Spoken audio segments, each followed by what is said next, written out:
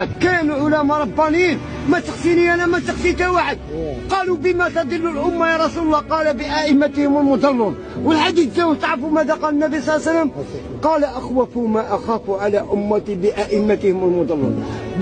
ديجا امام يدير درس في المنبر ما عندهاش لا يحيى لا صياغه ما كاش منها كاع. اي ويطلع على المنبر يجبد لي على السانسوي بريمي نوفمبر جمعه راحت. اللهم من كان على حق فثبتوا عليه، ومن كان على باطل ويظن انه الحق فرد ربي الحق ردا جميلا. اللهم اجعل خير اعمالنا خواتمها، وخير ايامنا يوم نلقاك، واخر كلامنا من هذه الدنيا لا اله الا الله محمد رسول الله. اللهم اجعل اني بلغت. راني نقول لكم تعلموا كيفيه الصلاه بالذي لا اله الا الله، تعلم كيف تعبد رب العزه.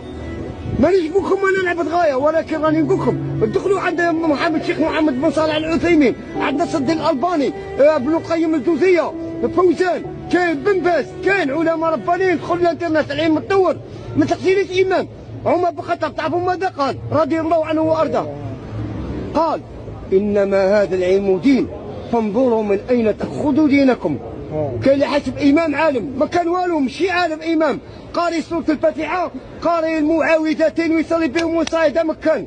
حنا عندنا دين ماشي حقيقيه على بالكم. كاين محكمه في السماء، كاين رب العزه والله لا يحتاج لاحد، لا تنفعه طاعه طائع ولا تضره معصيه عاصي. نقول لكم اني يعلم الله